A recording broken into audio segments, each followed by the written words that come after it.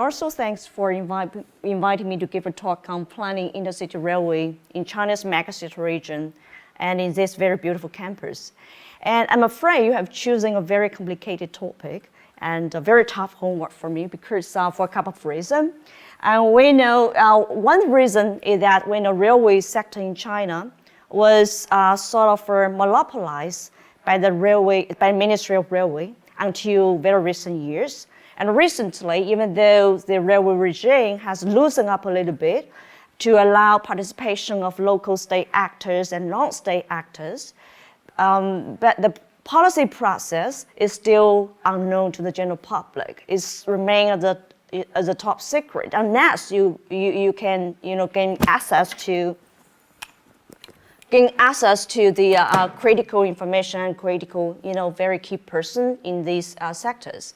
Now the second reason is that even though the railway regime, the railway sector was monopolized by the Ministry of Railway, the policy process on any individual railway development project has to be made through a bargaining process, very intensive bargaining process, which involve a different state actor at a multiple geographical scale. For example, the National Development and Reform Commission, the land departments, the planning departments, so on and so forth. All these different actors, state actors, they have to work together to reach a consensus regarding a particular railway project. So this adds further complication to the planning process.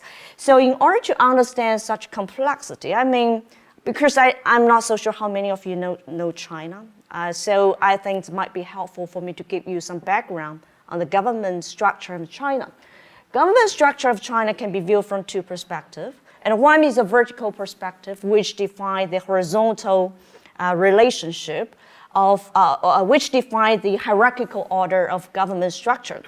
This is a very simple indicative map to show you the government structure hierarchically. And under the central government, as you can see, we have 5 practical levels of local governments. And on the top tiers are what we call the provincial level governments. We also call it provincial level division, which includes 22 provinces, autonomous regions, 4 centrally administered municipalities, Beijing, Shanghai, Tianjin, Chongqing, and 2 special administrative regions, Hong Kong and Macau. They are provincial level division.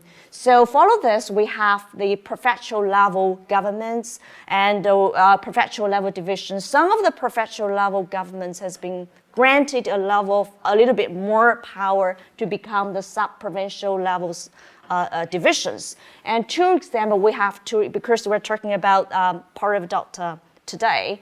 So the Guangzhou, which is the capital city in Guangdong province in the Pearl River Delta, and Shenzhen is one of the earliest special economic zones in China, also located in the Pearl River Delta. They are the 2 cities, 2 examples of the sub-provincial level divisions. And then under this, we have county level division. Likewise, some county level division has been granted a bit more power to become the sub-prefectural level divisions. And then this is followed by township level government and village level governments. Well, this is hierarchical order of government structure. We don't have to go much detail of this. Just suffice it to say, before economic reform, and local governments did not have much power because everything was taken care of by the central governments here. But after economic reform in 1978, the local governments, they has been granted a range of discretion of power in economic affairs. But as you notice, regarding cities, right, we have city at different level. Okay, not the city at different levels, they enjoy different power, and how much they can do and what they can do really depends on their administrative status. For example, for a city at the provincial level, like Beijing, Shanghai, Tianjin, and Chongqing, they have a similar power of a province, which means they enjoy some power not enjoyed by other cities. One example is that they can endorse and approve the conversion of rural land for urban construction, which is a power that is not enjoyed by other cities at all. And then for sub-provincial level cities like Shenzhen and Guangzhou, they are giving a level of power higher than prefectural, but still lower than a province. But such special status also mean they have a greater autonomy in making economic decisions. They are relatively out of control of the provincial planning system. They have more bargaining power in any planning decision because of the higher administrative status. And then we have a prefectural level cities as well. Another perspective to look at the government structure is a horizontal perspective. Chinese government is just like any government in the world. Our government at a particular levels, for example, the municipal level is composed of many different units and agencies, and those entities, they have various types with different power, functional responsibility, and vested interest. And they are also highly fragmented and yet check and balance. One example is that if you look at the railway development, right, the plan of railway development is normally made by the Ministry of Railway. But however, regarding the railway project, the project has to be first endorsed by the National Development and Reform Commission, which is a very key central agent. And the planning permission has to be granted by urban planning units and land use quota and land use approval by land administrative units. So you can see this is a highly fragmented system, but at the same time, they offer check and balance, in the decision making. And then, of course, some agencies are more powerful than others. Two examples, NDRC, National Development and Reform Commission, and Ministry of Railway, they are both super powerful ministry. The NDRC is super because it is an all-round central agents taking the board control over Chinese economy. And the MOR, the Ministry of Railways, theme is significance from its inherited functional mass, and it's also control over the transport corridors that are so critical to Chinese economy. So they are both very, very powerful agents. So I'm not so sure how many of you come from academic background, or can you raise your hand if you are not coming from academic background? Yeah. I'm not so sure how much you can take with the theoretical, discussion. Maybe we can discuss a little bit more about the theoretical discussion before I present the case. So it's better for me to make everything clear, okay?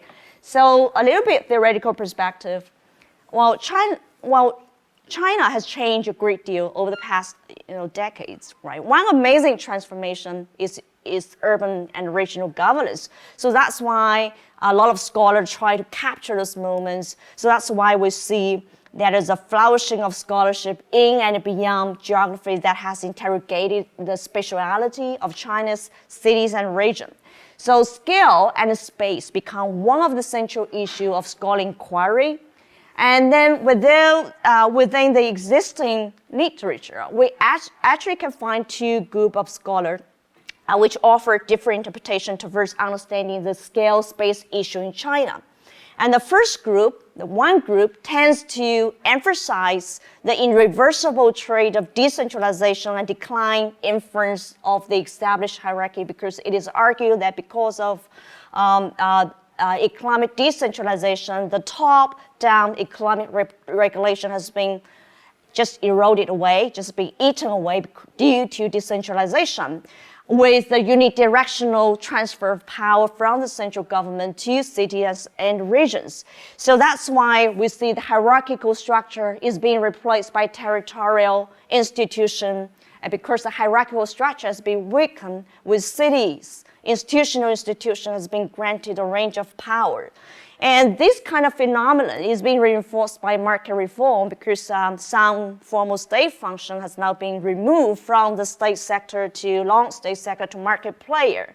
And the combined forces of the decentralization and market reform has challenged Chinese traditional policy regime. This is one group of arguments. Another group of scholars tends to emphasize on the tension between the overall market expansion and the still persistently monopolized sector, for example, the railway sector. So we know the railway sector has been persistently monopolized by the central agents. Well, this group of scholars argue that economic reform has not actually indeed led to or decentralized the market regime. Rather, and we have seen the return of the planned economy, especially since mid-1990s due to market. Whenever talking about market in China, because they argue market in China is being manipulated to reinforce the state control at the central level and to reinforce the national monopoly. And so they argue economic decentralization and market reform reinforce monopoly and hierarchical control.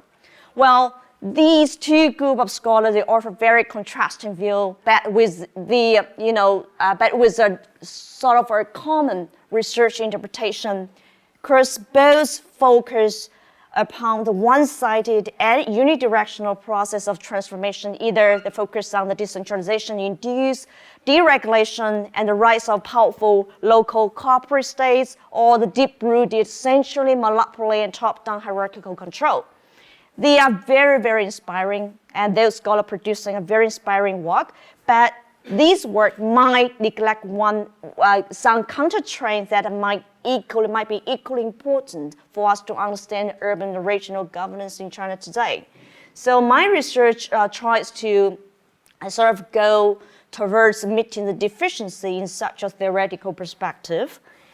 And then, so what we try to argue, we argue that any reference to decentralization and market reform are in no way indicative of the central state's decline, because even though the central government is no longer the primary size for capital accumulation and state regulation, it still plays a very critical role in the and trying to establish new area for policy control in urban and regional governance.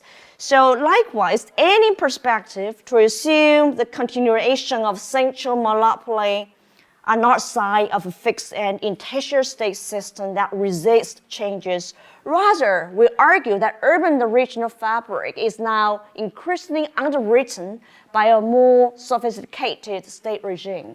And this regime is becoming intensively motivated by and stimulated through the multiple geographical scale and spatial contention. So that's why we saw the geometry of power in the process of what we call the relevation of skill. And then, so we decided to use the thesis of politics of skill to decipher what's going on in China. The thesis politics of skill has been applied actually to capture the nature of the rescaling of the state in contemporary advanced capitalism. And it is argued that in the post-feudalist accumulation regime, there is a reworking of the state space. The state function are rearticulated upwards, downwards, and downwards into some deeply different, divergent, contested spaces at supranational and subnational scale. But however, this does not really indicate a retreat of the state. Rather, we are seeing an increased scope for the state at various levels to establish new scale and arena for intervention and the relevation of skill, which means there's no particular geographical skill presumed predominance in the meta-governance of socio-economic affairs. Okay, and then so that's why we have used the polity of skill. This is the definition of policies of skill anyway, which means we need to view the skill relationally, and because the domineering organization attempting to control the dominated by confining the latter and their organization to a manageable scale, and a subordinated group attempting to liberate themselves from those imposed scale constraints by utilizing power, instrumentality, and other skill. This is what we call the politics of skill. Actually, a similar trends can be identified, observed in China, because the very powerful force of decentralization and market reform does not really tell us we have a central decline, okay? It does not really also tell us absolute local discretion. We sort neither central monopoly nor absolute local obedience, okay? So geographical scale in China, we argue, has become a deeply diverse and struggle terrain And cities or regions are being shaped by the existence of overlapping competence among contending actors and multiple scale of governance. But when we apply the politics of skill to the China context, we need to be very mindful about the Chinese context as well, because the politics of skill systems is being developed in the Western context. We know in the Western context, there are two very important conditions. One is that we have the pluralistic political system here. And the second is that the development is sort of primarily driven by private business. But this pair of conditions does not really exist in China. Okay? And even though we have very powerful force of market reform and decentralization, Chinese states still remain very authoritarian in a sense. So this offers a very important backdrop for us to understand the urban and regional transformation in China. So this is our basic theoretical perspective. In order to illustrate these theoretical arguments, we have used different examples. And one example is the land governance and how the states have upscaled the land authorization power from the work units and from the municipal government and finally to the provincial government and the central government in order to have tighter top-down hierarchical control. Okay? And this is a very good example to show how the upper-level governments has to do whatever they can, try to reassert the functional importance in the growing complication of urban and regional governance today in China. Another example, we use the regional strategic planning system, which is perhaps has something to do with what we are doing here, right? And one example of regional, this is the Pearl River Delta. Okay, the satellite image of Pearl River Delta. It is a Hong Kong, this is Macau, okay? And not very far from Hong Kong, we have a city Shenzhen, which is the earliest special, one of the earliest special economic zone in China. And then not very far from Macau, we have Zhuhai. And then we have some other cities that developed very quickly in the Pearl River Delta. And the Pearl River Delta used to be a monocentric region with only one or two clearly defined central cities like Guangdong or Hong Kong. Okay, but right now, Pearl River Delta has become increasingly polycentric with a number of start city coming up very quickly and trying to take over the role of Guangzhou and Hong Kong in hosting economic activity. Like Shenzhen, Zhuhai, Dongguan, Huizhou, Zhongshan, they're doing very well. So that's why the Pearl River Delta has become so much polycentric. We call it a highly fragmented megacity region. This kind of a situation, regional growth pattern, has led to a severe lack of intercity networking in terms of infrastructure provision. So that's why the provincial government tried to use the regional strategic planning as a policy tool to upscale its power in order to have a tighter hierarchical control over the development of over the regional development in the Pearl River Delta. So what they do is that in the regional strategic plan, they divide the whole Pearl River Delta into 9 policy zones. And this 9 policy zone, like a region-wide zoning system, 9 policy zone has been put under 4 different levels of control. One example is the ecological. One policy zone is the ecological sensitive room and transport corridor. Okay, this zone has been placed under the top level, what we call the supervisory spatial control, which means any developments within this room has to be first endorsed by the provincial governments. And this is fundamentally different from the past experience because in the past, cities have the power to endorse individual projects. Right now, because they demarcate the different policy zone, and the project in some zone has to be, endorsed by provincial government, and this is a very key, important strategy through the regional strategic planning in order to reassert the functional importance of the provincial government in regional development. Okay, another example is intercity railway system, and intercity railway system is a very good example to illustrate the politics of scale what we're talking about today, and why. Right? Why do you choose the intercity railway system?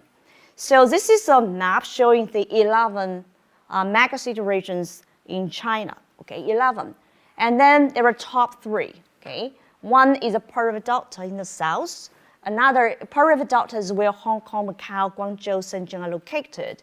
And the Pearl River Delta is entirely located in Guangdong province, except Hong Kong and Macau, okay. And then we have another top megacity region, the Yangtze River Delta, is where Shanghai and Hangzhou, Nanjing are located. And then we have the Bohai Sea Ring, which is Tianjin, Beijing, and Fangzhou. You are very interested in those in these areas. These are the top 3 megacity regions in China. But Pearl River Delta is the richest one. It's the most wealthy, megacity region in terms of GDP per capita. Its GDP per capita was around $14,000 last year. Okay. And then, so this is a very interesting chart to show you the infrastructure investment from 1994 to 2013. Highway, the green bar versus the railway investments, okay? And highway investments has been growing up very quickly since economic reform, since the 1990s. It is very understandable because highway is among the first sector that opened to foreign participation and the participation of local state, local state actors. But railway has always been monopolized by the Ministry of Construction. But if you look at the railway investments, starting from 2005, the red bar, okay, 2005, the railway investments has grown up very quickly, especially since 2008, okay? And its richest peak in 2010. The investment at that particular year was around 650 billion RMB yuan, which is a little bit more than 100 billion US dollars. Okay, 100 billion US dollars, different rates. So the key question is, what happened? Okay, what happened in 2005 and 2008? So that triggered the boom of the investments in railway sectors. And then in 2004, the Ministry of Railway made a very ambitious mid to long-term railway development plan. And this plan was further revised, was further modified in 2008 and endorsed by the State Council, by the National Development and Reform Commission in 2008. The plan is a very ambitious one because at that particular year, the Chinese government and State Council made it very clear building railways is a very key policy instrument for us to counter the 2008 global financial recession at that particular year, right? So this plan is a very ambitious one, trying to expand the railway network in China from 78,000 kilometers to 120,000 kilometers in just 15 years' time. Okay, in just 15 years by 2020, which involving around more than 540 billion US dollars investment for HSR only, for high-speed railway only.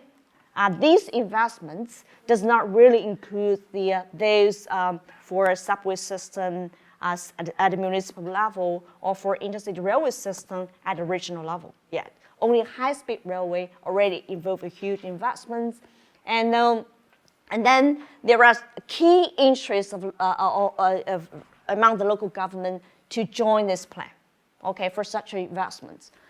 Okay, now, we all know the building railway is very expensive. Okay, building railway is extremely expensive. Now, the key issues is that we have a very ambitious plan. And then where the money come from? Okay, where the money come from? It's not really possible to rely on the central government for funding. If you look at these charts showing the accumulated debts of MOR, Ministry of Railway. And in 2010, its debts, accumulated debts, almost 2 trillion RMB yuan. Okay, this figure for the increase to like 2.66 trillion in 2010, in 2 years' time. Okay, so it is not really possible to rely on central government for funding, like the past experience. So that's why the shortage of capital call for fundamental change of the railway development regime. This is why the shortage of capital. Now, well, whenever we talk about, well, if we want to understand, what kind of changes have taken place in the railway regime, it might be helpful for us to go through the old regime first, right? So whenever we talk about the railway sector in China, we all know this sector was monopolized by the Ministry of Railway. But in what way? What kind of monopoly we're talking about? So I give you some figures, data here to appreciate the monopoly of the Ministry of Railway. The sector is very huge, right? It's high a workforce of around 2 million in 2008. And it has enormous economic and social significance because they are lifeline for moving critical commodities that is so crucial to Chinese economy and transporting almost 2 billion passengers in a single year. And then this railway sector provide wide service scope, such as social function. It has social functions such as hospital, railway sector own hospital, school, university, police, court, so on and so forth. And it has business operation as well, such as a construction facility, such as rolling stock factory, so on and so forth. So it's really huge. So the Ministry of Railway was once the second most powerful ministry in China, and the most powerful one, I'm not so sure, some of you might have a wise guess. And exactly, military. You're right. So, and the Ministry of Railway was the second most powerful one. It's really powerful enough, right? And then, so how did MOR come to monopolize the railway sector? In fact, prior to the 1950s, and railroad in China were built in a very fragmented manner because the lines were owned by different parties at that time. But during the 1950s, the central government decided to consolidate the fragmented system, so a network was formed under the unitary central control. And at that time, the central government had full decision-making power. The MOR played only a minor role and reducing as a production-oriented units at that time. But since the mid-1980s, economic reform has taken place. These reforms are meant to transfer the decision-making power from the central government to MOR, to the Ministry of Railway. And those reforms indeed reinforce the monopoly of MOR. Okay? MOR did set up some regional railway bureau. But those regional bureau was very, each of these regional bureau was equipped with tasks within a demarcated boundary that conferred to the administrative division of a province or several provinces combined, okay? And this kind of rigid structure artificially compartmentalize the transport, market, right? Because it is not really possible for a regional bureau to offer a complete transport products, right? Because the lines under its jurisdiction often end up in small towns and cities at the urban peripheral. Okay, so it's not really possible for us to offer complete transport products. So even though those regional bureaux had greater, commercial responsibility and accountability after a bunch of reform, they have to obey centralized traffic control because managing and operating such a fragmented system need a hierarchically higher central agents in terms of schedule planning, interlocking change, so on and so forth, right? And then, so this regional, bureau, they have to obey the centralized traffic control. They had limited ability to maximum use of rolling stock carriage. They have to earn income through the centralized liquidation, which was calculated as a percentage of their gross operating assets, okay, defined by the Ministry of Railways. So this is a key issue why in China we need a hierarchically higher central agent to taking care of the railway business, right? And another reason for the monopoly is the 1991 railway law, because this law required that central and unified traffic control, okay? This is by law. And that requires the long state lines if you build a joint venture line, for example. So you have to, get the you have to convert to the National Railway Plan, and you have to, to get the MOR's approval. And we know the joint venture line started to emerge since the mid-1990s, but there's no clauses in the law and no regulation in the law to manipulate, to specify how we can do the joint venture line. So this leaves a lot of room for the ministry to manipulate the delivering of the joint venture lines, joint venture railroad. And then, so that's why if we give you a summarize, the MOR dominating at least following 4 dimensions: policy making, including plan, strategy, regulation, pricing, system-wide train and rolling stock control, the track construction, the train operation, the track schedule planning, or the technical standard setting, the speed, railway technology, really have a monopoly in railway technology because no province and city know how to build railway, except MOR, okay? And then they have a revenue settlement with detail unknown to other parties, okay? So, so what kind of emerging forces that have undermined the monopoly of MOR? Okay, one emerging force, of course, shortage of capital. And previously, before 2005, the primary funding source for railway construction in China were bank loans and the railway construction fund, which is actually a surcharge on railway freight. Okay, with some smaller funding sources such as national budget, self-funding, and bonds. Okay, but after 2005, we know the railway investment has grown up very quickly, and then the railway debts has grown up very quickly as well, right? Standing at around 2.66 trillion RMB yuan in 2012, if you remember, which was spending as much on debt service and as on new investments. Okay, so today we know the bank loan, and bond financing were 2 primary funding sources, but they're standing at a very high level that potentially jeopardize the financial stability of the Chinese bank. So that's why the central governments often offer bailouts, give money to the railway sector bailouts to the Ministry of Railway in order to, to get it, work away from the financial burden.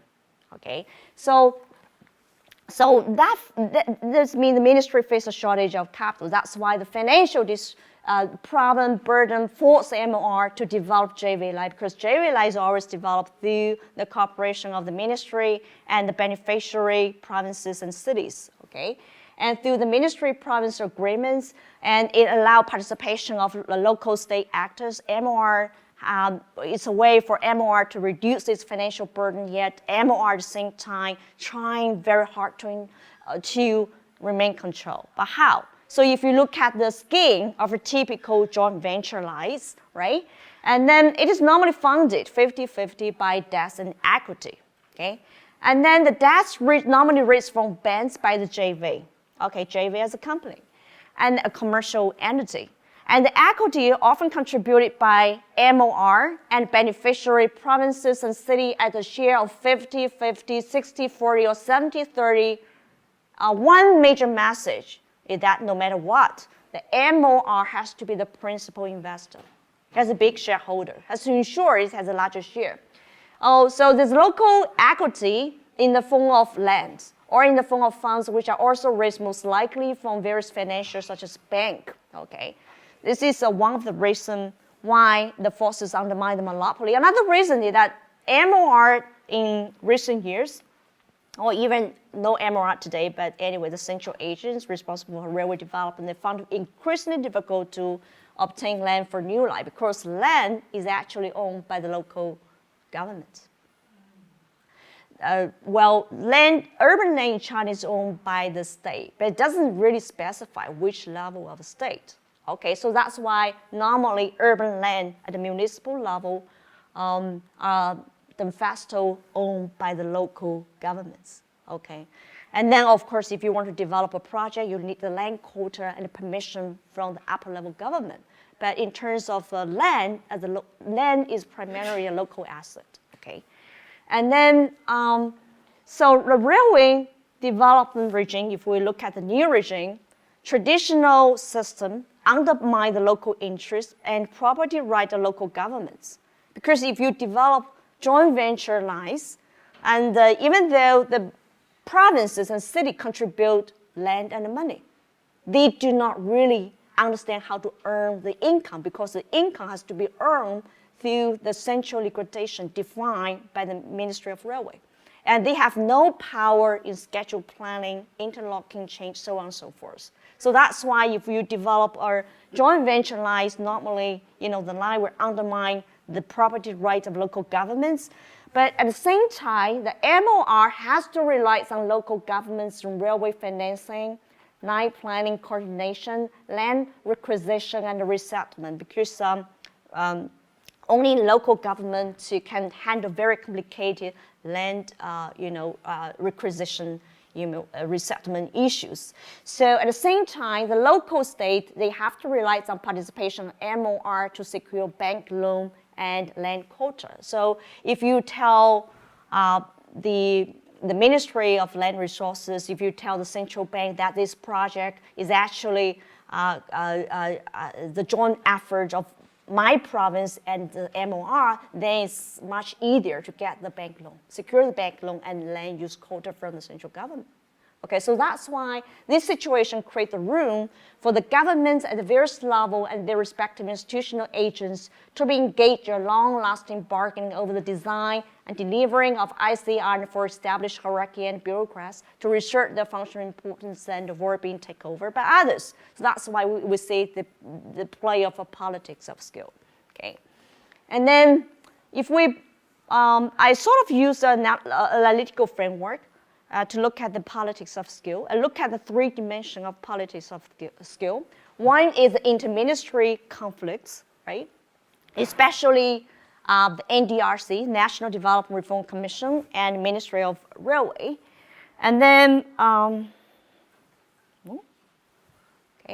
another dimension I'm looking at is the interscalar tension. That's look at the relationship between different scale of governments.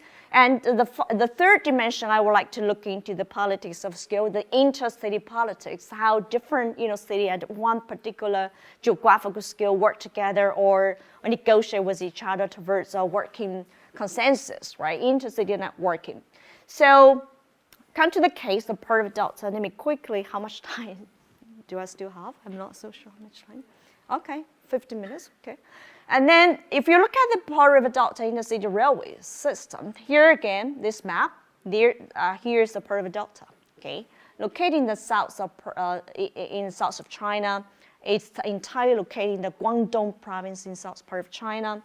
And then this is a map showing the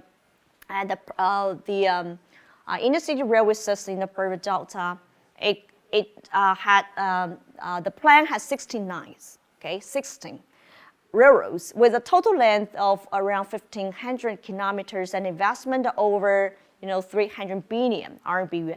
Okay, so it is really a very mega project because it involved huge commitments of public resources, and also it entailed to some interest and value even as it promised great benefit to others.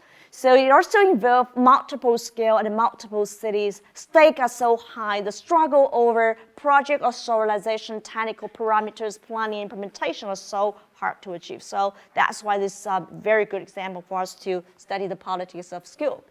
So for convenience, I mean, this project has been negotiated intensively between the Guangdong province and the Ministry of Railway. Okay, so we can sort of divide the whole planning process into 4 different periods according to the change in bargaining power between the two sides. Okay, and so they have intensive bargaining over issues such as the plan, length, and investment, who will be the lead agent, and the final financial arrangements. These are the major areas that has been intensively bargaining between the two sides. Okay, and then this is a table to summarize the major struggle and conflicts over the delivering and design of the intercity railway system in the Pearl River Delta This is Ministry of Railway represents central government at central scale. Guangdong province represent, government agent at the regional scale, and then this is the city at the municipal scale, and they differ very, intensively in terms of ICR technology, station spacing, location of station, and also route design and alignments. So if we put our analysis into the into the analytical framework, we look at the inter-ministry conflicts, inter-scalar tension, and the intercity politics to understand the politics of scale of delivering the intercity railway in the Pearl River Delta.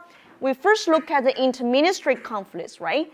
And these inter-ministry conflicts are most prominent between the NDRC, National Development Reform Commission, and the Ministry of Railway, because NDRC is a central agent which set out the key policy for railway reform, such as separation of government administration from business management, more competition, diversified source of funding, diversified funding source, investment sources, so on and so forth. But it falls on MOR to specify the action and timing of implementing those policies. But MOR was reluctant to do so. Okay, and then the JV-like arrangements, because they are the just ad hoc arrangement, very casual arrangement between MOR and the provinces. They are not official plan. They're not formal plan. They are not project proposal. So that's why when they sign agreement between these two parties, they bypass NDRC. So NDRC is not very happy. It's very upset. So NDRC tried everything it can to protect its power base in order to ensure its influence not dramatically reduced at all geographical scale, because any railway project has to be approved by NDRC in a sense, right? So it still has a sort of power to balance the situation. And one very good example is this railroad road. When this railroad road was built, and NDRC refused to offer the project approval until MOR reduced its share to below 50%. Okay, because NDRC really want to encourage a diversify of investment sources, right?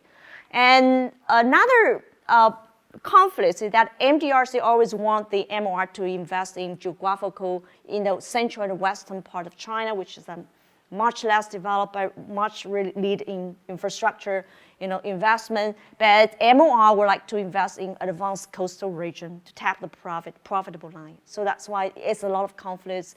And Guangdong, of course, in the process, play the role of mediator of the dispute between the two central agencies that intersect at the local scale with its own agenda. And if you look at I will very quickly go through this. If you look at the interscalar tension, we're talking about who will be the lead agent. Guangdong always want to be the lead agent, trying to avoid being taken over by MOR. Guangdong said, no, we do not want to develop joint venture line. If we develop joint venture line, that means this railroad has to be connected with the national railway system, has to be built with the national railway standards, and we have to put more investment on it. And Guangdong said, no, we do not want to do the joint venture rail line. And we can do it alone, because if you look at the Pearl River Delta, it's located in Guangdong province. So it is a self-closed region and very rich, so we can sufficiently support the operation of railway system with no need to connect them with the national railway system. So Guangdong does not really want to do the joint venture railway. And then, but MOR said, okay, if you do not want, but I still want to join, okay. We cannot allow the, interdependence of the Pearl River Delta Intercity Railway from the national railway system. We have to be, part of it. We have to be part of it. So they have used different kind of technology, the scale strategy, trying to, get in. And Guangdong used the strategy. A very interesting strategy used by Guangdong that Guangdong, purposely expand the investment from 600 or 65, billion RMB yuan to more than, 140 billion RMB yuan, trying to scale away the MOR, because MOR was really in need of money. Okay, MOR does not have any money at all, but MOR continued to offer technical guidance, technical support to to the building and construction of the intercity railway in the Pearl River Delta, because the local government in Guangdong province, the city, they do not have the expertise in railway technology, but more consistently, okay, so I can offer the technical guideline to you, but still consistent, but still continue, at the same time continue to negotiate with Guangdong in terms of who will be the lead agents, okay? So there's a lot of strategy. And then another dimension of interest got attention is about standard, because MOR said, okay, all might be built with state railway standards. Of course, this means higher technical criteria such as track, station, rolling stock, but at the same time, it allows faster train speed, maybe as far as 200 kilometers per hour, as far as that of high-speed railway system, but even with better compatibility with other ICR systems in other parts of China. Okay, well, Guangdong said, okay, we do not want to build with the national standards because the intercity railway system in the Pearl River Delta, they are not, supposed to serve the long distance travel. They are the travel within a region, a megacity region. We're not really aiming at very high speed railway system, right? We're aiming at for regional traffic only. But at the same time, the city, they want to build those lines, the metro line, okay? Because they do not want to, spend money from their own pocket. MOR, if you want to build the line, okay, you better build it as a local, traffic light and to serve the commuting purpose. So with high service frequency and more stop. So as you can see, the fundamental difference between the different scale of governments, those differences lead to a tough bargaining over vehicle type, grouping, speed, and station design, route design alignment, so on and so forth. A lot of struggling going on. And for example, one of the location of station, MOR said, okay, most station reasonably has to be placed in the central city, in the central part of the city, because it's reasonable trying to capture the most passenger flow, okay? Well, sounds quite right? But cities, they do not really want to do that. Why? If the MOR's railway station are placed in the center, which means they will take away the local commuting traffic, undermine the profit margin of the local subway system. Okay, so most of the time, when city negotiate, rich city, when they negotiate with MOR, they propose to, like Shenzhen, is very rich. So the Shenzhen refused placing the station within the city center. Rather, the city counter-propose a location at the edge of the city. Okay, so you can come to my city, but you can only come to the edge of the city rather than the city center, because the city center will be taken care of by my own, a rail line that I can get profit from. If you build this your station in the city center, I cannot get anything financially, right? Because the centralized income liquidation is not determined by cities. Okay, and then but some poor city in the Pearl River Delta, they prefer, okay, whatever you say, okay, as long as you place a station in our city, it doesn't matter. Either we can allow you to locate the railway station in the city center, as long whatever you like. That is a poor city. But rich cities say, well, we have financial strengths to build our own line. We don't need the line from the MOR. And about route design and alignments, another very disputed area, because MOR say, okay, we need to build an elevated line to reduce costs and facilitate construction. But city says, okay, we want the underground lines, okay, to avoid disturbance to urban landscape and city planning, because the city law, the additional costs that occur will not come from its own pockets. So any additional expenditure such occur has to come from the province and the MOR's budget. Okay, so they can ask whatever they want.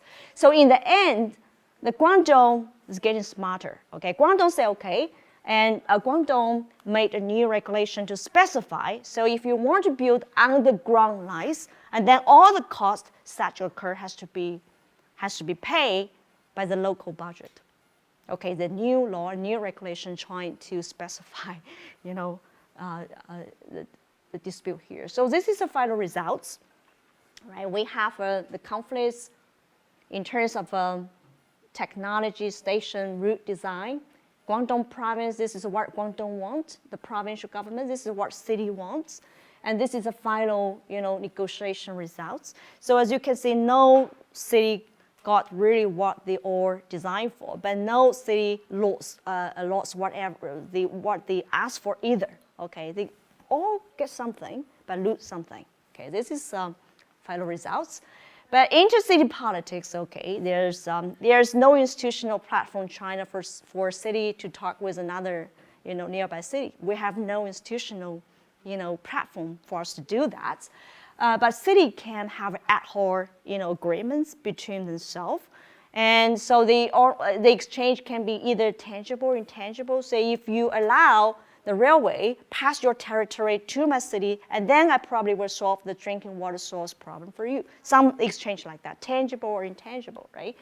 And then, so when you look at the negotiation process, when we study the negotiation process, there's one very interesting phenomenon going on is that no one really cares about the passenger, right? No one really cares about the passenger. Everyone is thinking about, okay, our traffic, your traffic, our money, your income, my income, the politics of skill, so on and so forth. So what happened to passengers? Okay, we actually did a large-scale questionnaire survey along the Guangzhou-Zhuhai intercity railway system, which is the first intercity railway system in operation in the Pearl River Delta, and it's still the only one which is in operation today.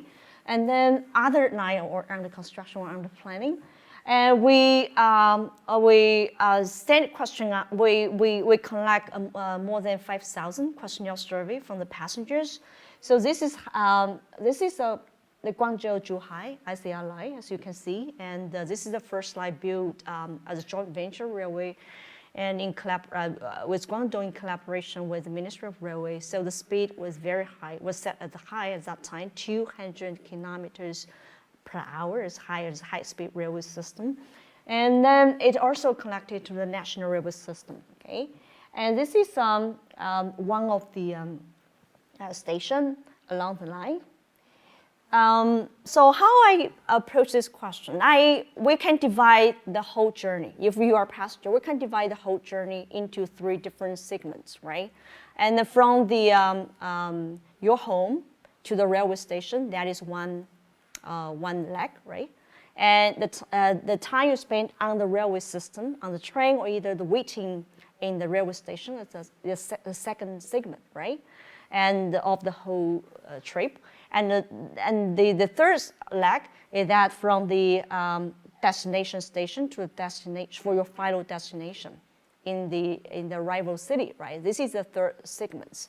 So if you look at the 5,000 passengers in terms of cost segments, right? And the average cost they spend on the ICR system, the intercity railway system, 41 RMB yuan. Not very expensive. Not very expensive. But the 41 RMB yuan only represents 36% of the total cost for the whole trip. Okay, because as you know, most of the stations are located at the edge as a result of politics of scale, so they have to, try very hard to reach the railway station. And then after they reach the arrival city, they have to spend a lot of time, a lot of costs for, to go to the final destination as well, right? And so we also, similar vein, we look at the travel time, okay, of the passengers. And the average time spent on the ICR system is 42 minutes. Okay, but these 42 minutes only represent 29% of the total travel time. Okay, so as you can see, there's no one really care about the needs of passengers for whatever reason, as a result of politics of scale. Unfortunately, we are actually doing a research on further research on the impact of politics of scale over the accessibility of cities. Okay, but because this is the only intercity railway system in operation, so it's perhaps still early for us to too early for us to have a very complete and holistic review on the impact of politics of scale on the spatial structure of cities. And then, so this is some arguments and made some observation I would like to share. So I think I do not have to read through it again. So the main message is that when we study China, we actually cannot apply a one-sided and unidirectional view, right? We have to recognize the relevation of skill and to decipher in order to have a very, to correctly deciphering the changing state regime in China. And so as I said, the further research will be conducted, reveal how the politics of skill exert influence on the spatial change of city and their relative accessibility change. I think that is the final remark I would like to share with you. And I would be happy to take any question from the floor. Thank you. Yeah.